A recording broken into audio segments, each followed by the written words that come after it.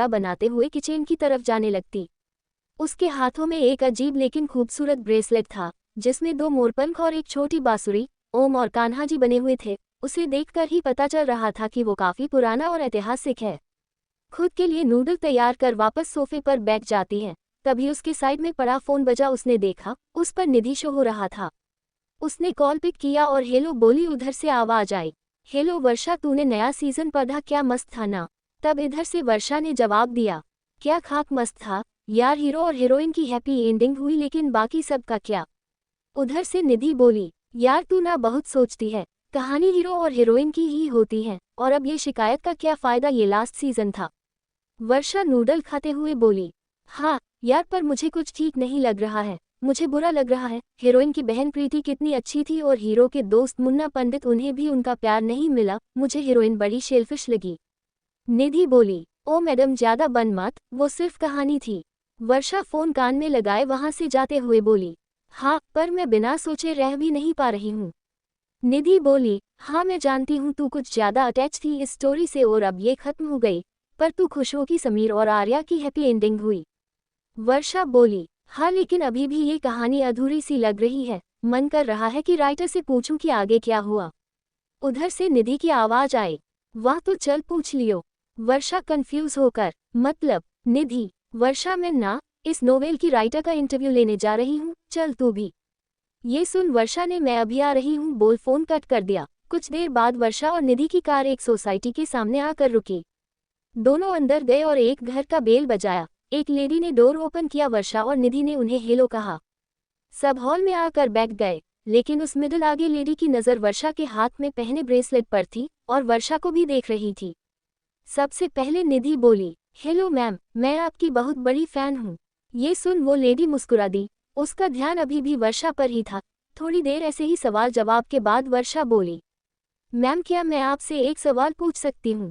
सामने बैठी लेडी मुस्कुराकर बोली, ऑफ कोर्स पूछो। वर्षा बोली, क्या कहानी पूरी हो गई? जाने क्यों मुझे ऐसा लग रहा है कि अभी बहुत कुछ है जो नहीं हुआ। आखिर बाकी कैरेक्टर का क्या हुआ? सिर्फ समीर और आर्या की कहानी पूरी हुई, अभी सभी बाकी है, फिर क्यों? उसकी बात सुन वो स्माइल कर बोली, वर्षा चलो मेरे साथ।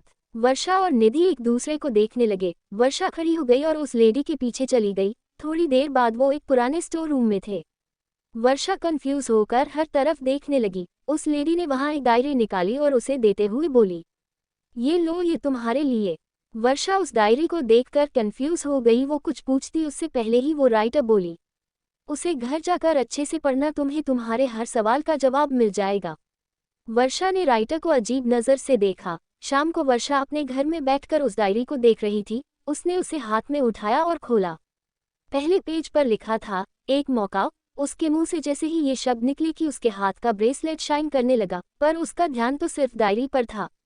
उसने पेज पलटा, लिखा हुआ था, सिर्फ एक मौका। उसने इसे भी बोला, उसकी ब्रेसलेट और चमकने लगी। इस बार उसकी नज़र उस पर गई तो वो घबरा गई। उसने डायरी छोड़ दिया और ब्रेसलेट पर हाथ लगाया। तभी उसके सामने कुछ शब्द घूमने लगे जहां लिखा हुआ था। हाँ, उसने उसे देखा और पढ़ा। उसी वक्त उसके ब्रेसलेट से तेज रोशनी निकली, इतनी कि वर्षा ने अपनी आंखें जोर से बंद कर लिया। थोड़ी देर बाद उसने अपनी आंखें खोली तो उसके सर में बहुत तेज का दर्द महसूस हुआ। उसने अपना सर पकड़ लिया और बोली, आह, मेरा सर इतना क्यों दर्द कर रहा है? तभी उसे आवाज आई, मेरी गुड़िया ठीक है अब। उसके उस तरफ देखा जहां एक आदमी जो दिखने में काफी हैंडसम था, आंखों में फिक्र और प्यार लिए उसे देख रहा था। वो दोबारा बोला, क्या हुआ आर्या, क्या सर में दर्द है? इस बार वर्षा होश में। आर्या सुन वो अपने आसपास देखने लगी। घर तो अच्छा खासा ही था, सारी चीजें ओल्ड फैशन स्टाइल था, लेकिन वो अब तक कुछ समझ नहीं पा रही थी। तभी उसने बोला, आप कौन हो? लेकिन ये क्या? जवाब आने के बजाय हर तरह सन्नाटा छा। वर्षा ने देखा सामने वाला आदमी स्टेचू हो गया है। वो और कुछ पूछती कि उसका ध्यान अपने हाथ पर गया जो बहुत छोटे छोटे थे। वो अपने हाथों को देखने लगी, खुद के चेहरे को छूने लगी, फिर सामने वाले इंसान को देखकर बोली, ये सब हो क्या रहा है? मैं कहाँ हूँ? ये सब क्या है? तभी उसे आवाज आई, ये तुम्हारा मौका है। उसने सामने वाले इंसान को देखा जो अभी भी स्टैच्यू था। उसने आसपास देखा, तभी दोबारा आवाज आई। इस बार उसने अपने हाथ में पहने ब्रेसलेट को देखा जहां से आवाज आई। दोबारा उस ब्रेसलेट से आवाज आई, जिसे सुन वर्षा ने पूछा, तुम बोल सकते हो? आखिर ऐसे कैसे? ब्रेसलेट बोला, तुमने मौका मांगा था, इसलिए तुमने एक मौका मिला। वर्षा कंफ्यूज होकर बोली, मौका कैसा मौका, मैंने कब मांगा? ब्रेसलेट बोला, तुम्हें आर्या से शिकायत थी, तुम कुछ लोगों की जिंदगी बदलना चाहती थी, इसलिए दिया तुम्हें ये मौका। वर्षा को समझ आया कि वो किसकी बात कर रहा है, वो बोली। पर वो आगे कुछ बोलती उससे पहले ही ब्रेसलेट बोला, तुम आर्या हो इस कहानी की हीरोइन, तुम प्लॉट चेंज कर सकती हो लेकिन अपने और हीरो के प्लॉट को तुम चेंज नहीं करोगी, क्योंकि उनकी कहानी वैसे ही चलनी चाहिए। अगर तुमने ऐसा किया तो तुम्हें पनिशमेंट मिलेगी। ये बोल वो चुप हो गया। वर्षा देखती ही रह गई। उसे अभी भी सब कुछ समझना था कि ये हो क्या रहा है। तभी उसे याद आया आज आर्या 5 साल की हो गई। वो अपने चाचा और चाची के साथ रहती थी, उसे ही अपना मम्मी पापा समझती थी, लेकिन आज उसकी खड़ूस ताई जी ने उसे गुस्से में बहुत डांटा और गुस्से में ये भी बताया कि आनंद और बेला जिसे वो माँ बाप समझते हैं वो उसके चाचा चाची है। जिसे सुनकर आर्या एक्सेप्ट नहीं कर पाई क्योंकि वो बच्ची थी और प्रीति उसकी बहन दोनों साथ साथ ही रहते थे। उसे ये पता ही नहीं था कि ये उसका परिवार नहीं है। तभी उसे आवाज आई, गुड़िया क्या हुआ, तुम ठीक हो? वर्षा ने सामने देखा, अब उसे कोई कंफ्यूज नहीं था। वो बोली, हाँ पा मैं बिल्कुल ठीक हूँ। ये बोल उसने स्माइल कर दिया। वो जानती थी कि इस पूरे पुराने जमाने वाले परिवार में एक उसके चाचा जी ही समझदार हैं। तभी एक बच्ची उससे आकर लिपट गई और रोने लगी। वर्षा मतलब आर्या उसे पहचानने में जरा भी देर न करती हुई बोली, क्या हुआ प्रीति? चाचा जी उन दोनों को देख स्माइल कर दिए। तभी वहां एक लेडी आते हुए मुस्कुराते हुए बोली, भगवान झूठ न बुलाए, आर्या तुम्हें होश आ गया बेटा। उनकी बात सुन आर्या ने भी स्माइल कर दिया। ये आर्या की चाची जी थी, ये झूठ नहीं बोल सकती थी, कोई राज नहीं रख सकती थी। आर्या बोली, जी छोटी माँ। ये सुन चाचा जी और चाची जी के चेहरे पर मुस्कान फीकी पड़ गई। चाची जी ने चाचा जी को देखा, उन्होंने आर्या को देखा और बोले, बेटा भाभी जी की बातों पर इतना ध्यान मत दो, हम तुम्हारे चाचा चाची हैं तो क्या हुआ, हम तुमसे बहुत प्यार करते हैं। आर्या बोली, हाँ पता है, और मैं ताई जी की बातों की वजह से उदास थी, लेकिन अब थोड़ी हूँ, आप मेरे पूरे पापा नहीं हो तो क्या हुआ, मैं आपको पा बुलाऊंगी, और मम्मी को छोड़ी माँ मैं आप दोनों को चाचा चाची तो नहीं बुलाने वाली। ये बोल वो मुंह बनाकर बैठ जाती हैं, जिसे देख और उसकी बातें सुन आनंद जी और बेला को बहुत अच्छा लगा। आखिर वो भी आर्या को अपनी बेटी मानते थे। आर्या आनंद जी के गले लग गई। आनंद जी ने भी उसे गले से लगा लिया। आर्या को बहुत सुरक्षित महसूस हो रहा था। ऐसे ही दिन बीत गया। आर्या प्रीति वापस में बातें करते और खेलते हुए दिन बीता लिया। रात में बेला जी ने अपने हाथों में आर्या और प्रीति को खाना खिलाया। रात का टाइम था। प्रीति और आर्या आनंद जी और बेला जी के बीच में सो रहे थे। आर्या ने अपनी आंखें खोली और अपने साइड में देखा, आनंद जी सो रहे थे। वो धीरे से उठी और कमरे से बाहर आ गई। दूसरे रूम से बालकनी में आ गई। बाहर चारों तरफ अंधेरा था, आसमान में चांद और तारे चमक रहे थे। वो खुद से बोली, ये एक कहानी है। तभी ब्रेसलेट से आवाज आए, हाँ लेकिन तुम इसे बदल सकती हो, अपने पिछली जिंदगी की शिकायतें भी खत्म कर सकती हो। आर्या बोली, मतलब? आवाज आई, मतलब तुम्हारा सपना जो अधूरा रह गया उसे भी पूरा कर सकती हो। उसकी बात सुन आर्या को याद आया कि वो डॉक्टर थी, लेकिन एक दिन किसी और की गलती की वजह से उसका सर्टिफिकेट कैंसिल हो गया। दोबारा उसने कभी इस बारे में सोचा ही नहीं। वो बोली, बात तो सही है, अब मैं खुद का कैरेक्टर बनाऊंगी जैसे मैं पहले थी, और एक डॉक्टर बनकर दूसरों की मदद भी तो करनी है, यही तो मुझे चाहिए था। ब्रेसलेट बोला, मैं तुम्हारे साथ हूँ। वैसे तुम्हें याद रखना होगा कि तुम प्लॉट चेंज कर सकती हो, पर किसी को कुछ पता नहीं चलना चाहिए। आर्या बोली, ठीक, लेकिन तुम हो क्या? ब्रेसलेट बोला, मैं रमा जी, आर्या की असली माँ के पर नानी के पर दादी का बनाया हुआ कड़ा हूँ, जिसे उन्होंने इच्छा पूर्ति के लिए बनाया था, लेकिन उन्होंने कभी कुछ मांगा ही नहीं। वक्त के साथ मैं खो गया, फिर एक दिन तुम्हें मिला, तुमने मुझे पहना। मेरा फर्ज है कि मैं तुम्हारी मदद करूँ और जिसके लिए मुझे बनाया गया था उसकी भी। आर्या बोली, अच्छा तो तुम अपना काम कराने के लिए मुझे यहाँ लाए हो, जैसे कि ये रमा जी बेटी है और इसकी विश फुलफिल कर तुम अपना फर्ज निभाओगे, है ना? ब्रेसलेट बोला, मेरे पास और कोई तरीका नहीं था, ये उनकी आखिरी वंशज थी। चिंता मत करो, मेरे पास और भी शक्तियाँ हैं जिससे मैं तुम्हारी मदद करता रहूंगा। आर्या बोली, शक्ति मतलब मैजिकल पावर, तुम्हारे पास है कौन कौन सी? चटू, आर्या की जिम्मेदारी और परमिशन। 1979 का समय, सुबह प्रेम नगर सोसाइटी फर्स्ट फ्लोर मकान नंबर 101 एक कमरे में आर्या और प्रीति सो रहे थे। बाहर हॉल में पूरा परिवार मतलब अग्रवाल फैमिली इकट्ठा बातें कर रहे थे। अग्रवाल फैमिली में कुल 9 फैमिली मेंबर थे। नरेश अग्रवाल, आर्या की ताऊ जी, बिना अग्रवाल ताई जी, राकेश अग्रवाल आर्या के पिता। इनका 2 बच्चे हैं, अर्जुन अग्रवाल 7 और आर्या अग्रवाल 5। आनंद अग्रवाल और उनकी पत्नी बेला अग्रवाल। 2 बेटी, पूजा अग्रवाल 10 और प्रीति अग्रवाल 5। आगे घर काफी साफ सुथरा था। बीच में एक झूला लगा हुआ था जिस पर नरेश अग्रवाल ताऊ जी बैठे हुए थे। वो अपनी सीरियस आवाज में बोले, तो आनंद तुम ये कहना चाहते हो कि तुम आर्या की सारी जिम्मेदारी उठाओगे? तभी राकेश जी बोले, क्यों, ये ऐसा क्यों करेगा? ताऊ जी राकेश जी को शांत करते हुए बोले, तुम जरा शांत रहो, आनंद तुम बोलो। आनंद जी बोले, भाई साहब मैं बस इतना कह रहा हूँ कि अब तक आर्या हमारे घर में हमारे साथ रही है और अब उसके स्कूल में दाखिला का वक्त आ गया है।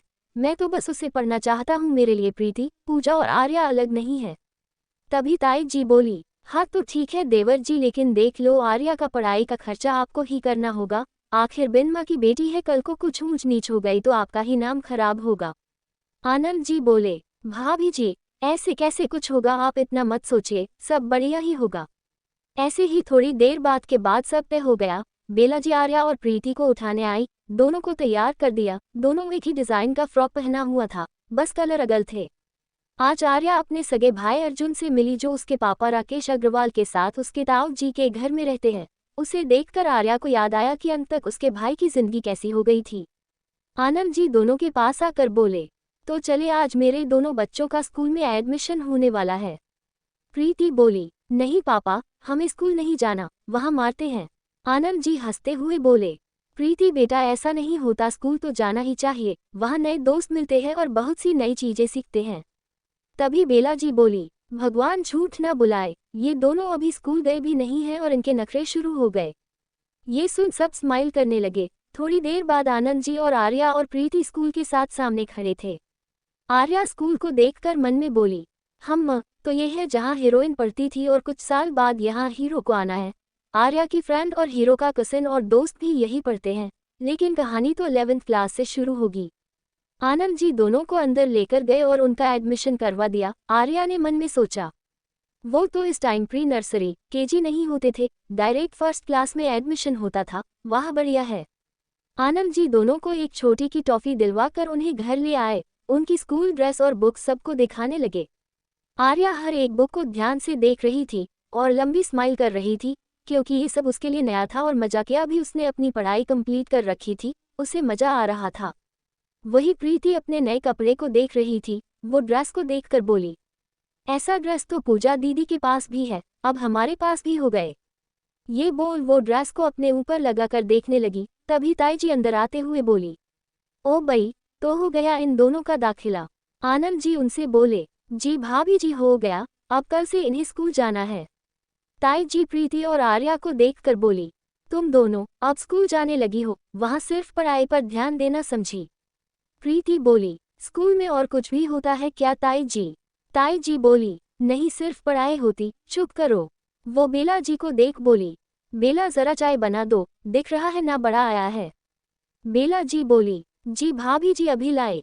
ताई जी बोली, थोड़ी इलायची डाल देना। बेला जी बोली, जी। फिर बड़बड़ाते हुए बोली, बेला चाय बना दो, थोड़ी इलायची भी डाल देना हम्मा। अगले दिन बेला ने दोनों को तैयार कर दिया था। दोनों स्कूल ड्रेस में बहुत प्यारी लग रही थी। बेला जी ने दोनों के कान के पीछे काला टीका लगा लिया। आनंद जी बोले, चलो वरना स्कूल के लिए लेट हो जाएंगी। बेला जी बोली, हाँ हाँ बस आ गए। दोनों ने अपना बैग लिया और बाहर आ गई। प्रीति और आर्या दोनों बहुत खुश थे। आर्या को राकेश जी दिखे तो उसे याद आया कि ये उसके बायोलॉजिकल फादर है।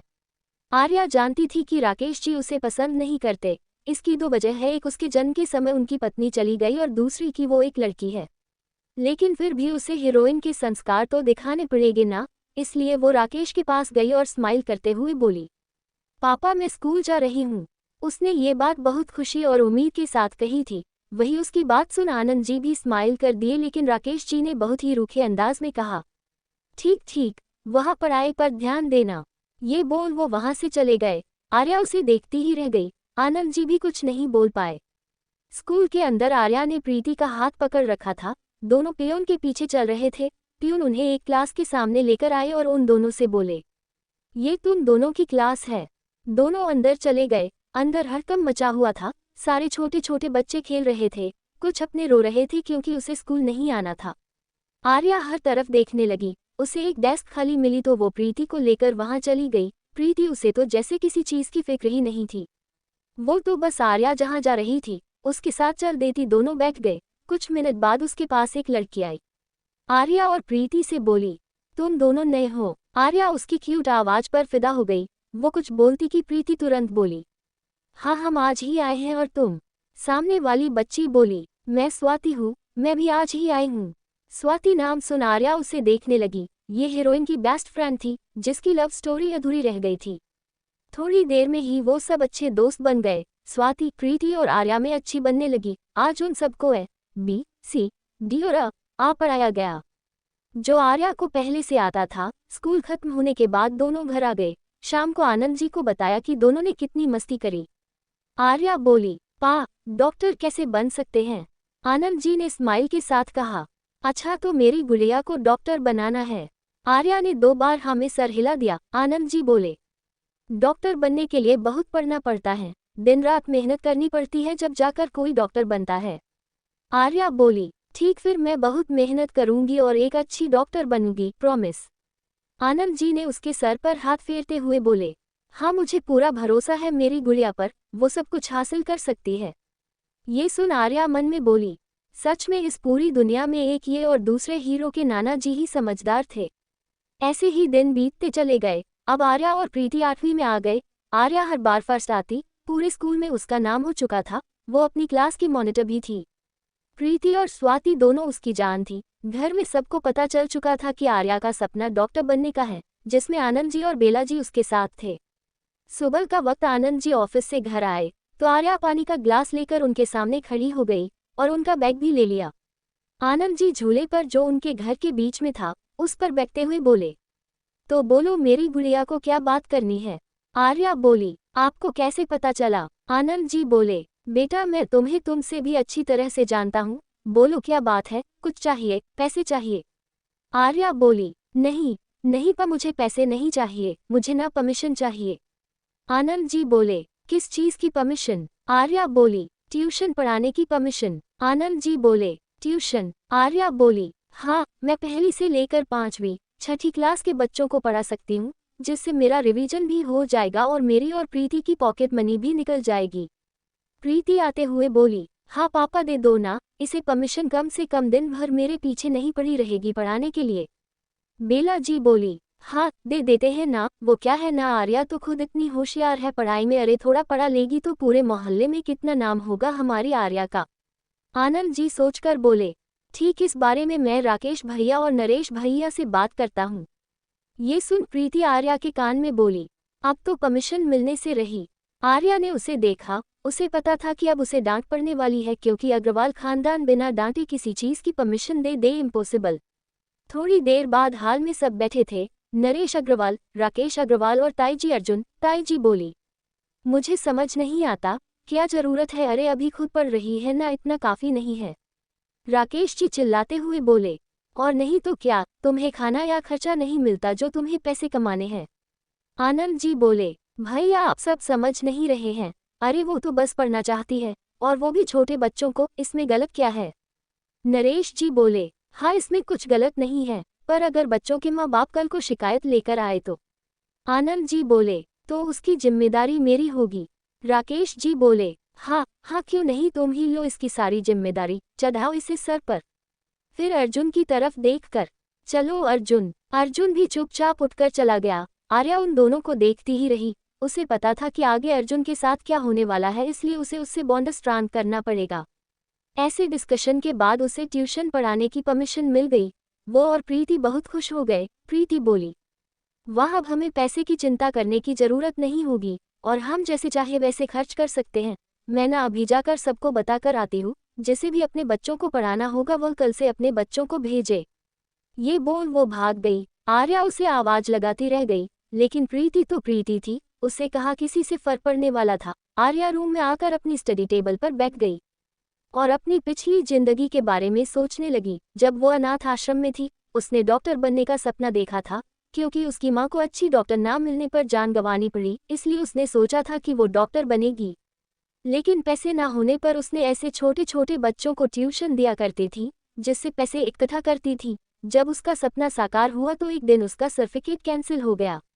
उस दिन वो टूट गई थी। उसका सपना उसकी जिंदगी थी, लेकिन खैर अब नहीं है। तभी उसे ब्रेसलेट से आवाज आई, तुम्हें इनाम मिलेगा क्योंकि तुमने अच्छा काम किया है। ये सुन आर्या ने अपने हाथ को देखा और बोली, मैंने क्या किया? ब्रेसलेट बोला, तुम एक विश मांग सकती हो। क्यों? तुम ट्यूशन पढ़ाकर उन बच्चों को ज्ञान दे रही हो, ये सबसे बड़ी मदद है। बोलो तुम्हें क्या चाहिए? आर्या हंसते हुए बोली, ये कोई अच्छा काम नहीं है, मैं फ्री में उन्हें नहीं पढ़ा रही, मुझे वो पढ़ाने के पैसे देंगे। ब्रेसलेट बोला, एक विश मांगो। आर्या को समझ नहीं आ रहा था कि इसमें अच्छा क्या है, फिर भी वो ब्रेसलेट की जिद के सामने झुक गई और बोली, तुम्हें जो ठीक लगे वो दे दो, मुझे चलेगा। सच्चे दोस्त और अच्छा काम। सुबह के 5 बजे आर्या की नींद खुली। वो बिस्तर से उठी और वॉशरूम में फेस वॉश किया। जब उसने खुद को आईने में देखा था उसे कुछ अगल लगा। उसके फेस फीचर्स कुछ ज्यादा ही शॉर्प हो गए थे और उसका स्किन टोन भी ब्राइट हो गया था।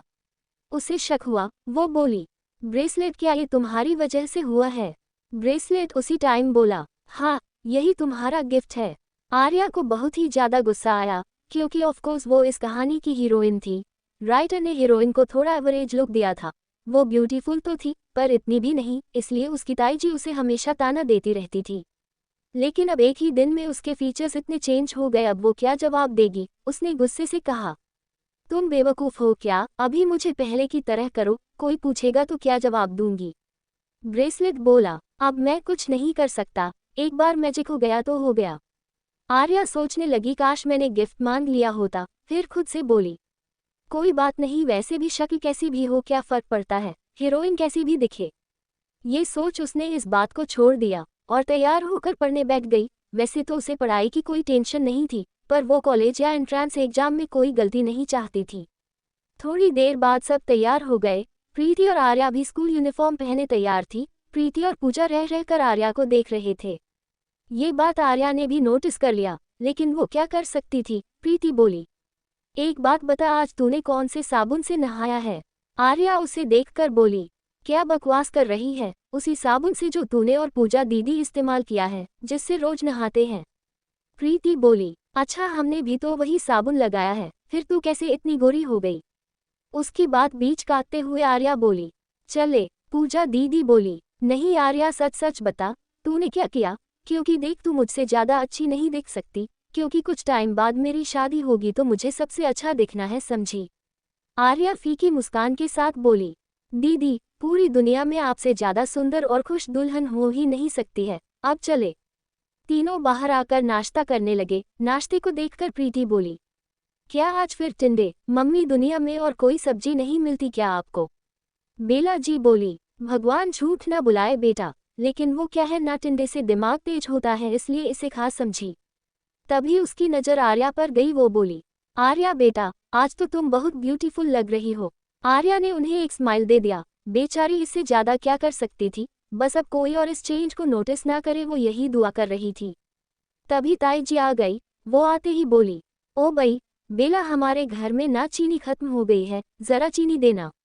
उनकी बात सुन बेला जी बड़बड़ाते हुए बोली, ऐसा दिन कभी आया है जिस दिन इनका कुछ खत्म ना हुआ हो? कभी चीनी, कभी चाय पत्ती, कभी बिस्किट, कभी सब्जी। तभी ताई जी की नज़र आर्या पर गई। वो पास आकर उसे देखने लगी। आर्या ने अपना सर पीछे कर दिया। ताई जी उसे देखते हुए आंखें छोटी कर बोली, सच सच बता, क्या करवाया है तूने अपने चेहरे पर? आर्या ने शांति से जवाब दिया, क्या मतलब ताई जी? ताई जी उसका चेहरा पकड़ती हुई बोली, ये आज कुछ तो अलग है, बेला बेला। आर्या ने खुद को ताई जी से दूर किया। उसे तो ये लेडी स्टोरी में भी नहीं पसंद थी। ऐसा नहीं था कि ये बुरी थी, पर आज तक प्रॉब्लम क्रिएट करने के अलावा कुछ और किया भी तो नहीं था। बेला जी आवाज सुनकर किचन से बाहर आए और बोली, भगवान झूठ न बुलाए भाभी जी, ऐसा क्या हो गया जो आप गला फाड़कर चिल्ला रही है? ताई जी आर्या की तरफ इशारा करते हुए बोली, ये तुम्हारी जिम्मेदारी है ना, तुम्हारे साथ रहती है तो क्या समझा नहीं सकती इसे? बेला जी कंफ्यूज होकर बोली, क्या हुआ भाभी जी, आखिर आर्या ने क्या किया? ताई जी बोली, अच्छा, इसने कुछ नहीं किया तो आज ये चंद की तरह चमक क्यों रही है? सब जानती हूँ मैं, आजकल के चोंचले, बता क्या किया है? आर्या शांति से बोली, ताई जी, रात को हमारे घर पर ही बैठक लगी थी परमिशन के लिए, उसके बाद प्रीति बाहर गई थी। मैं कल से घर से बाहर निकली ही नहीं हूँ तो कैसे कहीं जा सकती हूँ? बेला जी बोली, हाँ भाभी जी, आर्या कहीं गई ही नहीं है। तभी प्रीति बोली, ताई जी क्या पता हमारे घर इस बार जो साबुन आया है ये उसका कमाल हो। ताई जी के पास अब बोलने को कुछ नहीं था, इसलिए वो बोली, ठीक है बेला, बाद में मुझे दिखाना वो साबुन। बेला जी में हाँ में सर हिला दिया। ताई जी आर्या को देख बोली, देखती हूँ कब तक टिकता है।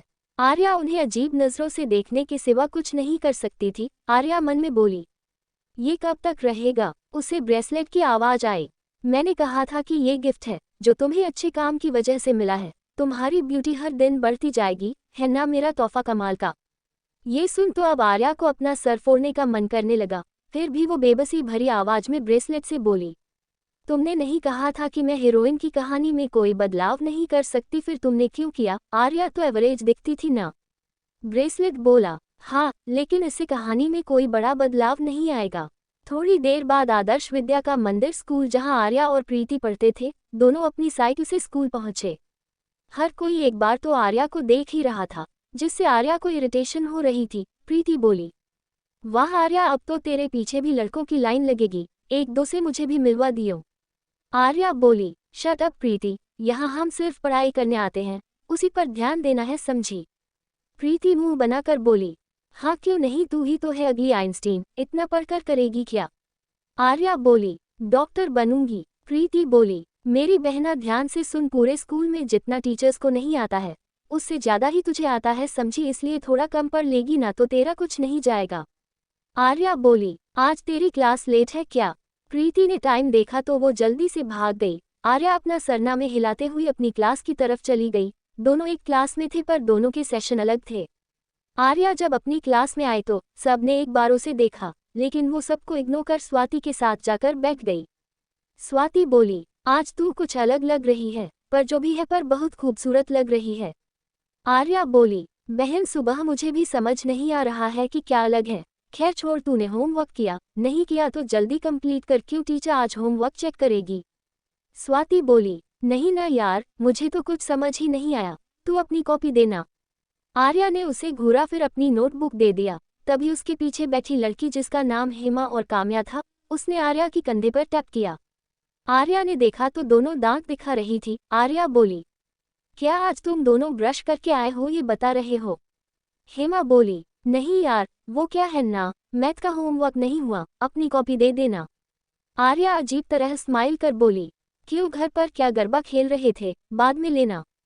हेमा और काम्या ने एक दूसरे को देखा, फिर शांत हो गए। तभी काम्या बोली, आर्या मुझे पता ही नहीं था कि तू इतनी सुंदर दिखती है, आज बहुत अच्छी लग रही है, पार्लर गई थी।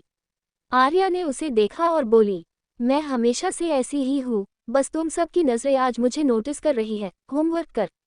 तभी आर्या ने अपने साइड के रो जहाँ लड़के बैठे हुए थे वहां से आवाज सुनी। एक लड़का जिसका नाम पुष्पेंद्र था, पर सब प्यार से उसे पंडित कहते थे, वो आर्या को प्यार से देखते हुए बोला, मुन्ना, आज तक मुझे पता ही नहीं चला कि हमारी क्लास की मॉनिटर इतनी सुंदर है, मेरा तो दिल ही आ गया।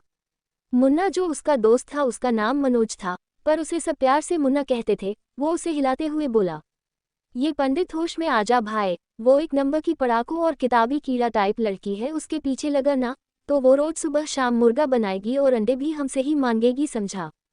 दूसरा बोला, हाँ भाई अच्छी तो है, लेकिन पढ़ा पढ़ा कर ही जान ले लेगी, समझा। पंडित बोला, बात तो सही है। उनकी बातें सुनकर आर्या खुद को हंसने से नहीं रोक गई। स्माइल तो आ ही गई, आखिर ये मुन्ना और पंडित थे तो हीरो के दोस्त, आखिर इनकी कहानी पूरी करने ही तो वो यहाँ आए हैं। ये सब सोच उसने एक नज़र मुन्ना पर डाला, फिर अपने साइड स्वाति पर। मुन्ना बचपन से ही स्वाति से प्यार करता था, उसका पहला और आखिर प्यार स्वाति ही थी। तभी क्लास में टीचर आ गए, सब ने उन्हें ग्रीट किया और बैठ गए। सर बोले, आर्या देखो सब होमवर्क करके लाए हैं या नहीं। ये सुन तो सभी लड़के एक दूसरे की शक्ल देखने लगे, कुछ गर्ल्स भी डर गई।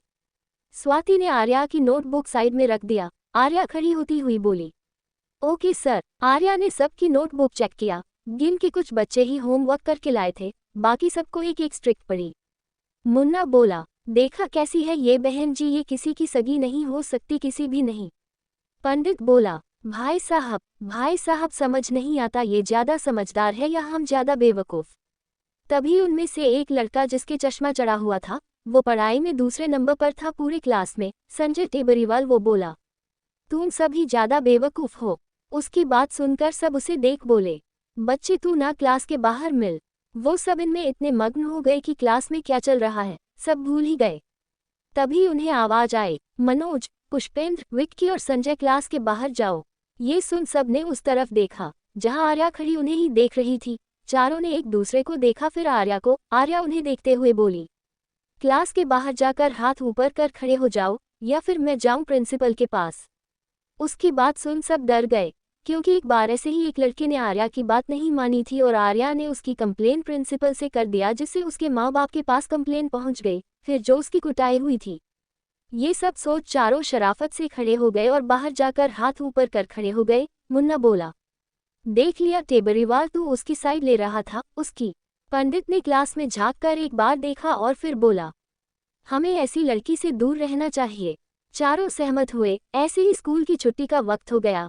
प्रीति और आर्या दोनों साइकिल से स्कूल जा रहे थे कि आर्या ने साइकिल रोकी, जिसे देख प्रीति भी रुकी। बोली, क्या हुआ, तू रुक क्यों गई?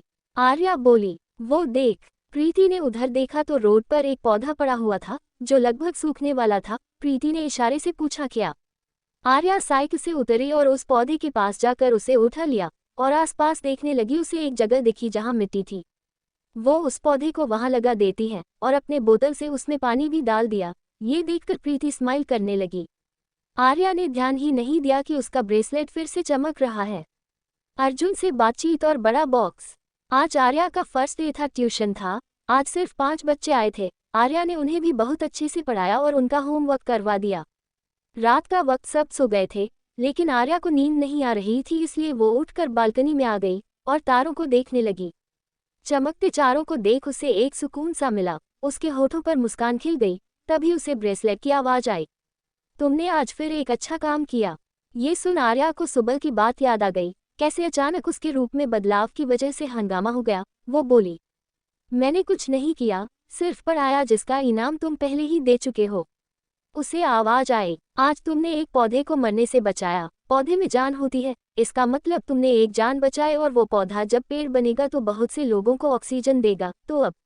आर्या उसकी बात सुन खुश होने की बजाय परेशान हो गई। वो बोली, देखो, मैंने कोई महान काम नहीं किया, मुझे कोई गिफ्ट नहीं चाहिए, और हाँ, ऐसा कुछ नहीं चाहिए जिससे मैं किसी प्रॉब्लम में पड़ूं, इसलिए ऐसा कुछ मत करना। अभी मुझे किसी चीज की जरूरत नहीं है। ब्रेसलेट बोला, अरे मैं तुम्हें कुछ भी दे सकता हूँ, तुम मांगो तो। आर्या बोली, जी नहीं, अभी मुझे कुछ नहीं चाहिए। ये बोल वो अंदर चली गई और प्रीति के पास जाकर सो गई। सुबह 5 बजे फिर से उसकी आंख खुली। उसने अपने चेहरे पर पानी की छींटे मारे और तौलिए से मुंह पोंछा। आईने में खुद को देखा, वो कल से भी ज्यादा खूबसूरत लग रही थी, इतनी कि उसे अपना चेहरे देखकर ही सुकून मिल रहा था। उसने गहरी सांस ली और स्टडी टेबल पर बैठकर पढ़ाई करने लगी। उसने कुछ पढ़ लिया। सुबह तक सब उठ गए। प्रीति उठते हुई बोली, यार आर्या, तू कितना पढ़ेगी? कोई इतनी सुबह सुबह पढ़ता है क्या? आर्या बोली, ओए प्रीहू, सुबह के 7 बज गए हैं, बढ़िया होगा कि तू भी उठ जा। वैसे तूने कल का होमवर्क किया? होमवर्क सुनकर प्रीति की आंखें तुरंत खुल गई। वो बेड पर उठते हुई बोली, क्या? कौन सा होमवर्क? हमें किसी ने होमवर्क दिया था। उसकी बात सुन आर्या ने उसकी तरफ देखा और फिर बोली, कल पूरा दिन मटर गश्ती कर रही थी, कहा था कि होमवर्क कर ले। प्रीति बोली, ठीक, तू कर दे। आर्या बोली, बिल्कुल नहीं, अभी कर, नहीं तो मैं जा रही हूँ पासे कहने। उसकी बात सुन प्रीति उठी और बोली, मॉनिटर क्या बन गई? बहुत धमकी देने लगी है। बच्चू, मेरा वक्त भी आएगा। ये बोल उसने अपना बस्ता निकाला और उसमें से कॉपी निकाली और आर्या की कॉपी उससे छीन लिया और उसमें से टैपने लगी। ये देख आर्या ने अपना सरना में हिला दिया। वो वॉशरूम चली गई। थोड़ी देर में नहाकर आ गई। उसके बाहर आते ही प्रीति की नज़र उस पर पड़ी तो वो उसमें खो ही गई, क्योंकि आर्या बहुत प्रिटी लग रही थी। उसे ऐसे खुद को देखते देख आर्या बोली, क्या हुआ तुझे, तू ऐसे क्या घूर रही है? प्रीति बोली, कुछ है जो तू मुझसे छुपा रही है। ये सुन आर्या बोली, अच्छा, और ऐसा क्या मैडम, मुझे भी बता दे। प्रीति बोली, यार तू दिन ब दिन इतनी सुंदर होती जा रही है, या पहले से थी, हमें दिखी नहीं? आर्या बोली, प्रीहू, तेरे ना दिमाग में केमिकल लोचा हो गया है, समझी, चल जल्दी खत्म कर, हमें स्कूल भी जाना है। वो अपने बालों में कंधी करते हुए बोली, और हाँ, अगर लेट हुई ना मैं तुझे छोड़कर चली जाऊंगी, समझी। थोड़ी देर बाद आदर्श विद्या का मंदिर स्कूल के सामने थे। दोनों साइकिल के साथ अंदर आए। स्वाति भी उन्हें वहीं मिल गई। थोड़ी देर क्लास अटेंड करने के बाद ब्रेक में आर्या के पास एक बच्चा आया। उसने उसे बताया कि उसे प्रिंसिपल सर बुला रहे हैं। स्कूल के बाद Prem Nagar society first floor home number 101 सब हॉल में बैठकर एक जगल को घूरे जा रहे थे। पूजा बोली, लो अब इन सब को भी संभालो। प्रीति बोली, हाँ ठीक है, आर्या को इनाम में मिला है ये, लेकिन इसका करेंगे क्या? बेला जी बोली, भगवान झूठ ना बुलाए, आर्या बेटा तुम इनाम में कुछ और भी तो जीत सकती थी ना, पर चलो जो भी है तो जीत की निशानी। आर्या को देखते हुए प्रीति बोली, अभी बस आती ही होंगी ओ बई। कहते हुए उसके ये बोलते ही ताई जी आ गई और बोली, ओ बई बेला। उसके आते ही बेला जी खड़ी हो गई और अपने सर पर पल्लू डाल लिया।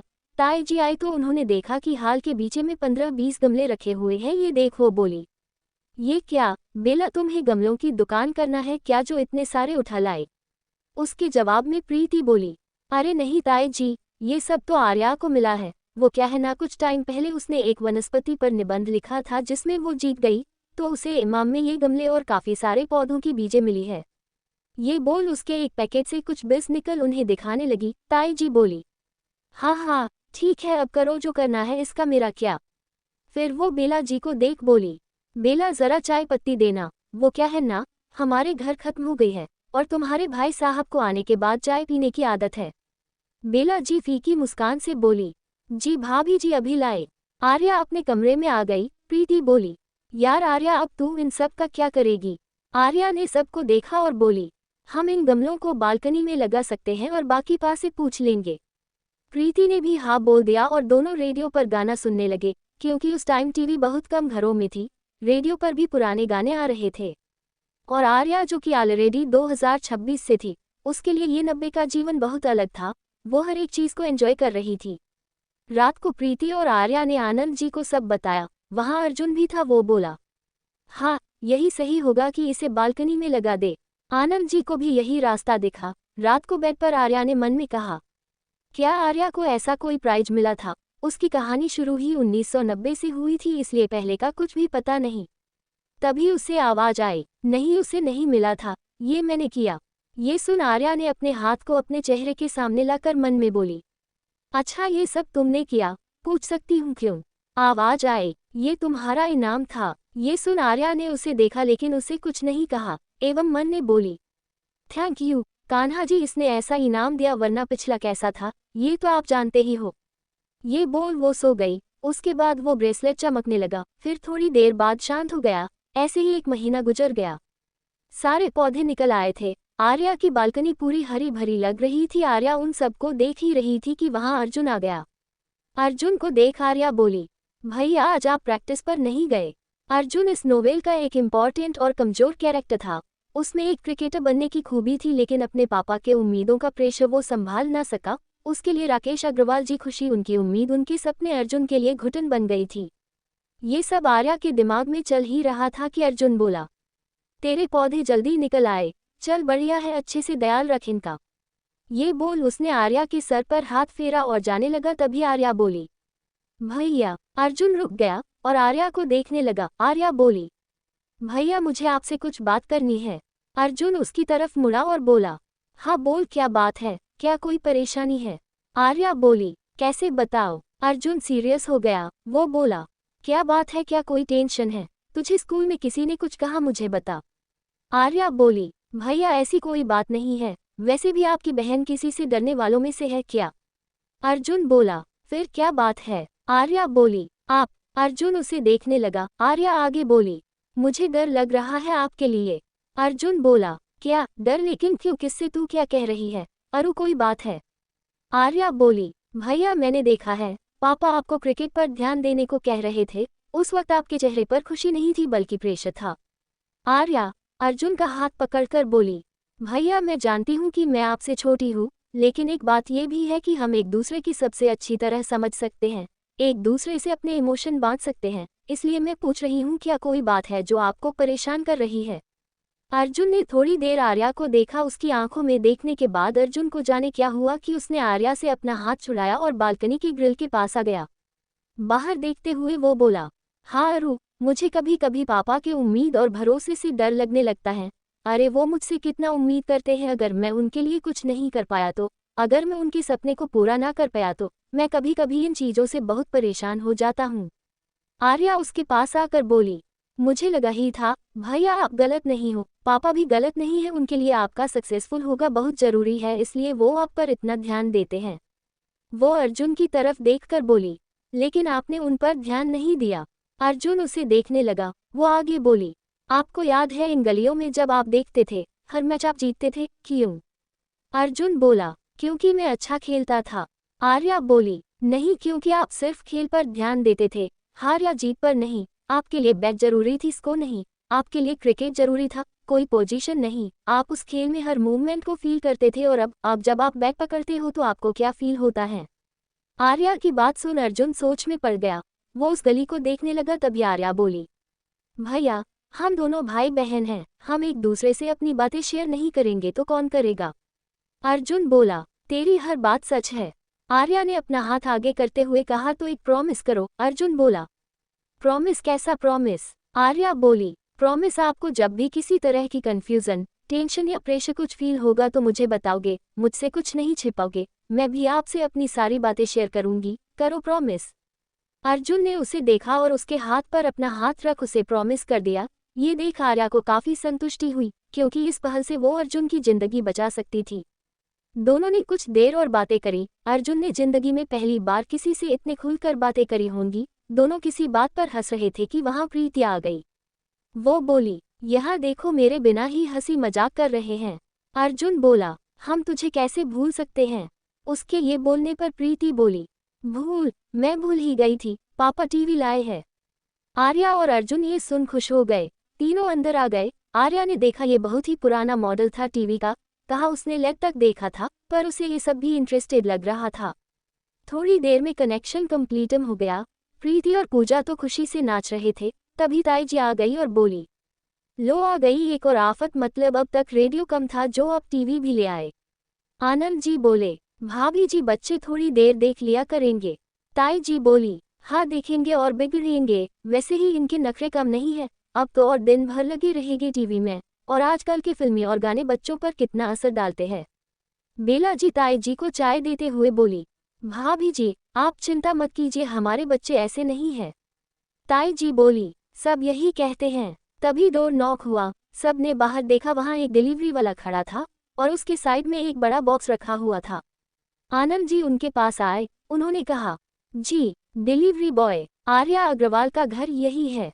ये सुन तो ताई जी की चाय उनके गले में ही अटक गई। वो पीछे मुड़कर देखने लगी। आनंद जी ने आर्या को देखा, फिर डिलीवरी बॉय को, और बोले, हाँ यही है। डिलीवरी बॉय बोला, उनके लिए ये लेटर और कोरियर आया है। ये बोल उन्होंने वो बॉक्स रखा, लेटर देकर आनंद के साइन लिए और चला गया। ताई जी बोली, अब ये किसने भेजा होगा? ताई जी आर्या के पास आए और बोली, क्यों री ये सब क्या है? अब तुम्हारे लिए तोहफे आ रहे हैं? हाँ। आर्या इरिटेट होकर बोली, ताई जी लेटर तो पढ़ने दो, अभी पता चल जाएगा। सच तो ये था, उसे खुद नहीं पता कि ये सब क्या है। आनंद जी ने लेटर खोला और पढ़ा। सब उनकी शक्ल देख रहे थे। लेटर पढ़ने के बाद आनंद जी आर्या से सीरियस आवाज में बोले, आर्या क्या 3 महीने पहले तुमने मुंबई में नई कंपनी फ्लोरल कंपनी के लिए टैगलाइन लिखकर भेजा था? Thanks for listening dear friends, मिलते हैं सून अगली स्टोरी में। Take care, bye.